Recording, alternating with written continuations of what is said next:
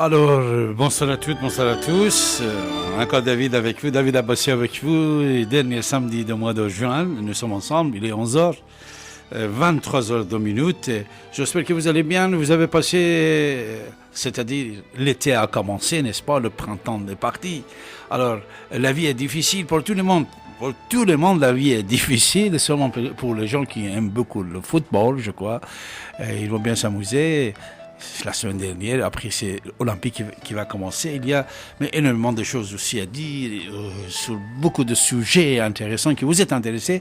Et restez avec nous puisque ce soir on a des invités. Je vais recevoir l'ancien ministre de la Santé de Chaudiran, Dr Razmara, qui va être avec nous, avec d'autres amis bien sûr. Vous écoutez votre radio ici maintenant sur 95.2 FM. Bien sûr, sur l'internet vous pouvez nous écouter, nous regarder partout dans le monde en tapant icietmaintenant.com.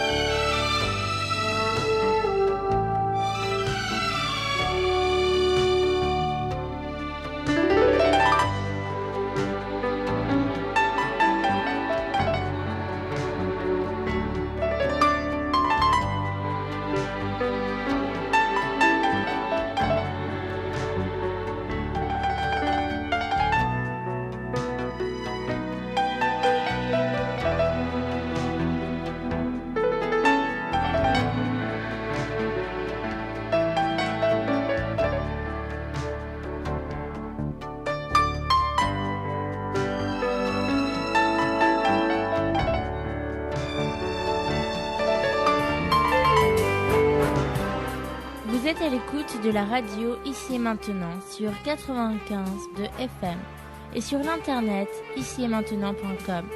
Monsieur Abbassi, écrivain et historien, est avec vous tous les derniers samedis de chaque mois de 23h à 7h du matin. Son site internet davidabassi.com, Abbassi A2B-A-S-I.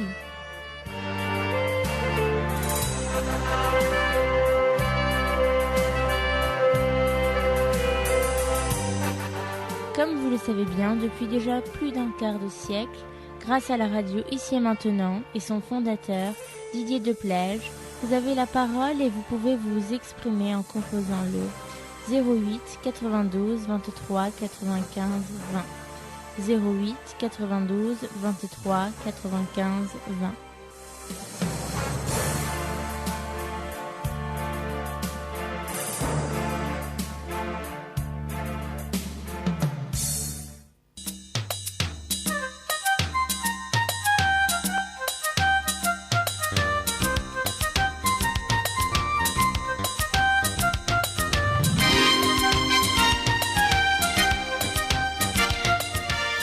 Vous êtes à l'écoute de la radio Ici et Maintenant sur 95.2 FM et sur l'internet icietmaintenant.com. Monsieur Abbassi, écrivain et historien, est avec vous tous les mardis de 14h à 16h et tous les derniers samedis de chaque mois de 23h à 7h du matin. Et son site internet davidabassi.com.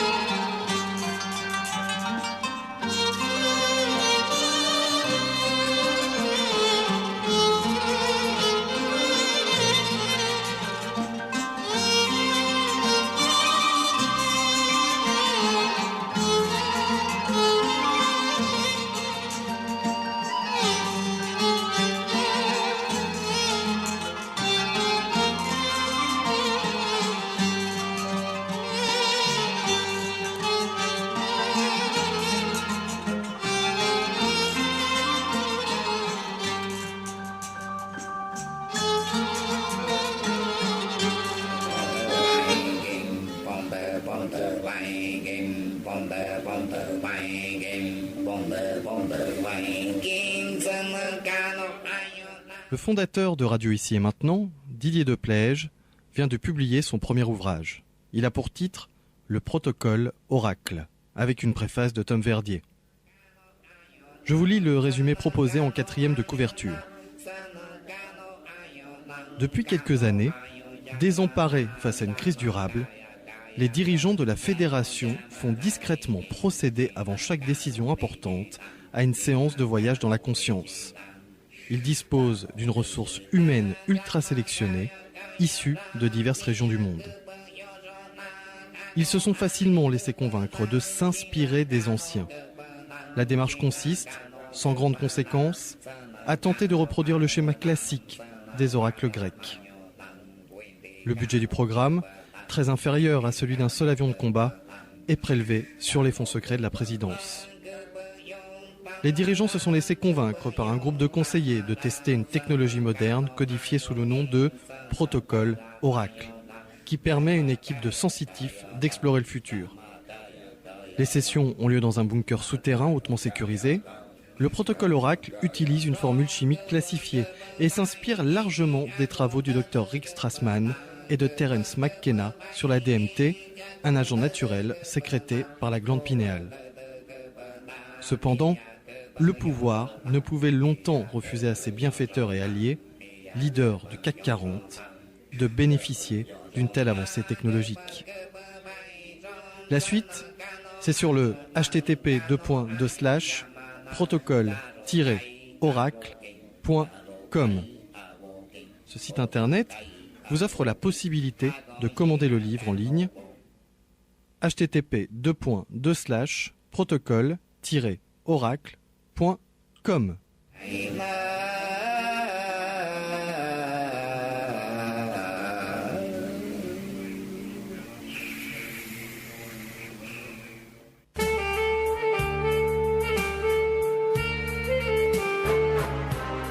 Vous êtes à l'écoute de la radio Ici et Maintenant sur 95 de FM et sur l'internet icietmaintenant.com. Monsieur Abbassi, écrivain et historien, est avec vous tous les derniers samedis de chaque mois de 23h à 7h du matin. Son site internet davidabbassi.com. Abbassi A2B-A-S-I.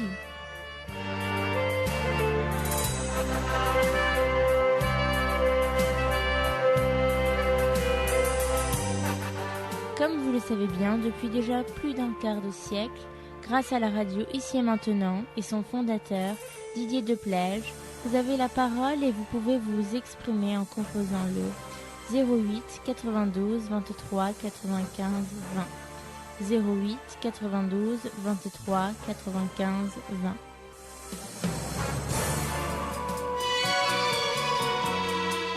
Voilà, mes chers amis, c'est le dernier samedi du mois de juin. Il est exactement à 3h12, 13 minutes.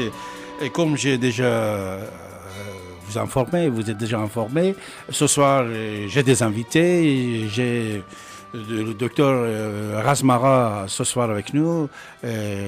Docteur Razmara, médecin, cardiologue et dernier ministre de la Santé du Shah d'Iran, ami très très proche de Shah Pourbakhtiar, est avec nous ce soir. Et Jean-Pierre Ordeau, un grand spécialiste français qui connaît bien aussi l'histoire, est avec nous. Je vais saluer d'abord le docteur Razmara. Docteur Razmara, bonsoir, comment allez-vous? Bonsoir, monsieur Avessa. Comment allez-vous? Très bien, mon cher ami. Vous allez bien, docteur? Ça va très bien et je suis à votre disposition pour vos questions. Merci beaucoup. Jean-Pierre, bonsoir. Comment allez-vous? Bonsoir David, bien, merci vous-même. Merci. Alors, docteur Razmara, on va commencer par Jean-Pierre, qui c'est quelqu'un qui, je le connais depuis des années, docteur Razmara. Jean-Pierre, il est français, mais il connaît bien l'histoire du monde, et surtout quand il parle avec moi sur le mitraïsme, et cette mythe qui, pendant certains temps, était secret, n'est-ce pas, dans le monde, et beaucoup de civilisations dans le monde a connu cette mythe, on peut dire, mythe de Mitra et mitraïsme. Et quand j'ai découvert que Jean-Pierre, en même temps qu'il avait d'autres occupations, il connaissait bien cette pensée, cette personnalité, j'étais très étonné. Et je suis toujours fier d'être ton ami Jean-Pierre. Et je vais te laisser l'antenne ce soir pour nous enrichir sur Mitra et mitraïsme pendant quelques minutes, s'il te plaît, avant de prendre Dr Asmara. Oui, c'est un sujet qui m'a intéressé, que j'avais découvert un petit peu fortuitement au cours, parce que je suis passionné d'histoire, bien que n'étant pas historien. Et puis, bon, l'histoire romaine a quand même beaucoup marqué les esprits, puisqu'on l'a enseigné quand on était enfant à l'école.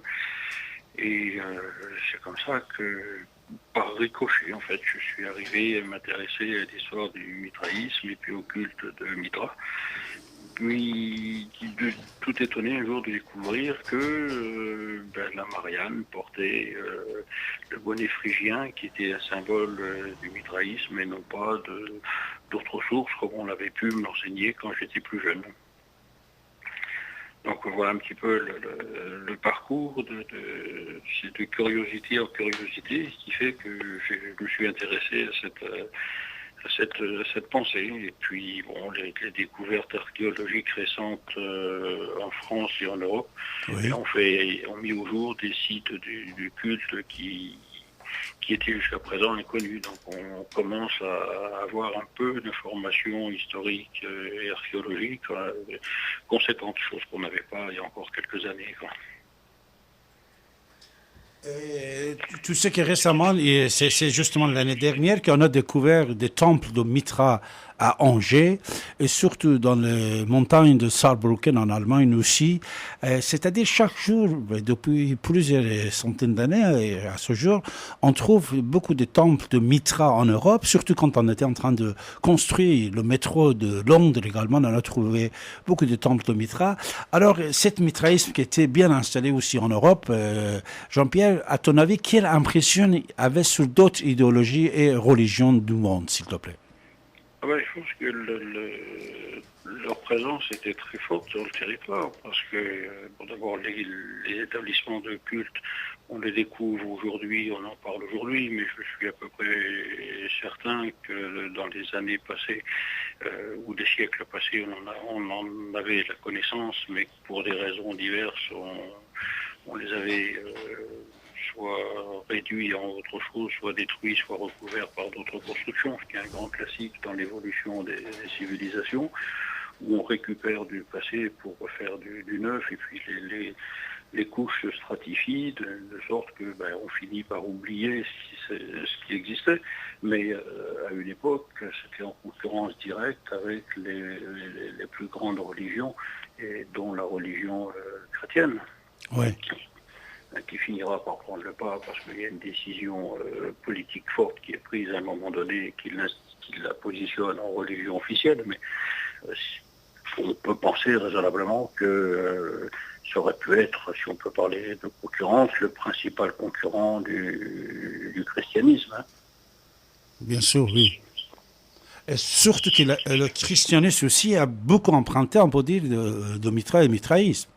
Oui, on retrouve des racines, soit dans les rites, soit dans les histoires, dans les mythes, dans la façon de représenter soit le monde, soit les événements. On voit qu'il y a des similitudes très très fortes, donc il y a des racines communes quelque part, forcément. Comme Noël, par exemple, qui est le jour de naissance de Mitra, puisque une grande partie des chrétiens du monde, comme les Arméniens, ils fêtent le 6 janvier. Alors le 25 décembre, exactement, c'était 21 décembre, le jour de naissance de Mitra, et beaucoup d'autres choses. Des rites actuels aussi, c'est emprunté de Mitra. Surtout que c'est 300 ans, plus de 300 ans après Jésus, que l'Europe, il a accepté le christianisme, il a remplacé, c'est-à-dire on a mis de côté le mitraïsme. Et surtout à l'époque, quand on a découvert les temples de Mitra à Angers, il y a déjà un an et demi, tous les journaux ici en France qu'ailleurs, ils ont écrit comme quoi, pendant certains temps, les mitraïstes, les fidèles de Mitra étaient obligés de se réfugier dans les montagnes. Pourquoi? Puisqu'ils avaient peur. Et ils disaient même ce temple-là qu'on avait découvert à Angers, et ça se voit qu'il y avait une peur. Et les gens étaient cachés, assassinés, etc. Ça, c'est autre chose qu'on va l'oublier. Surtout actuellement, moi-même, quand j'ai visité le temple de Mitra à Saarbrücken, en Allemagne, j'ai pu constater que même à ce jour-là, aujourd'hui, ici maintenant, il y a des fidèles de Mitra qui vont aller dans les montagnes de Saarbrücken, de Saar, et là-bas, allumer des bougies, et nettoyer.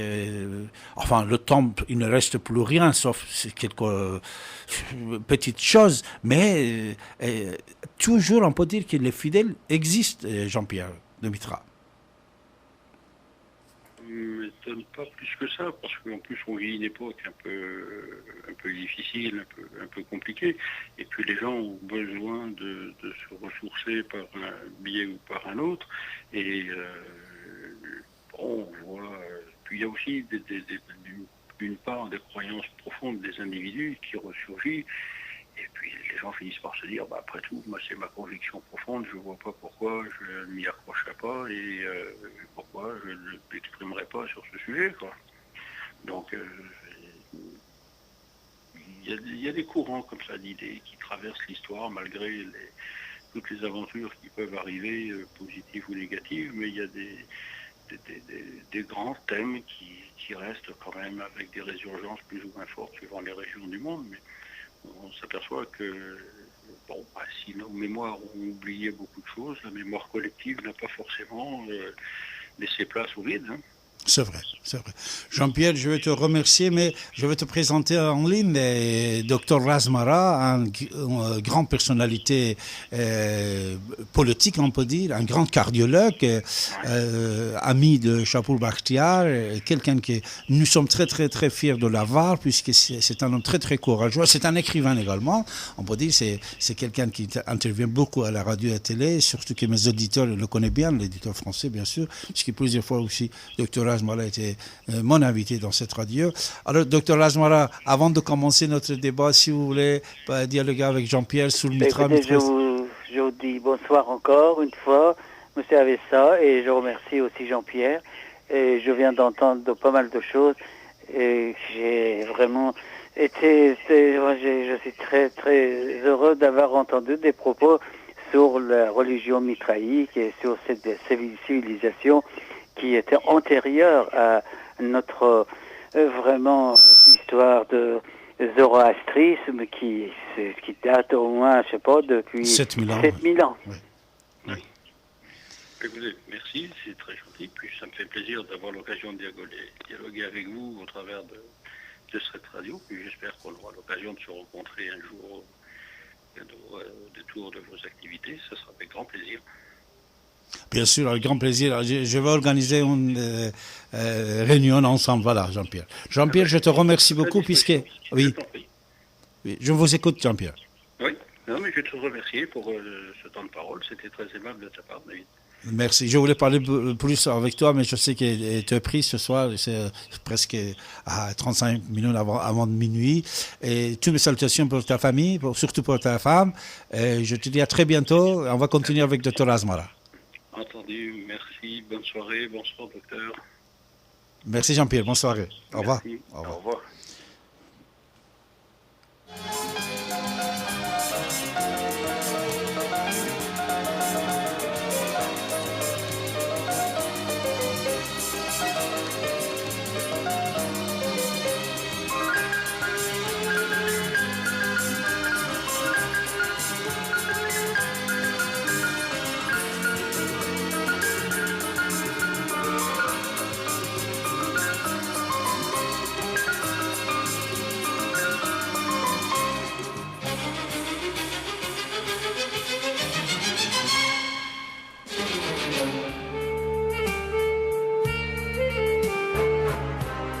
Vous êtes à l'écoute de la radio Ici et Maintenant sur 95 de FM.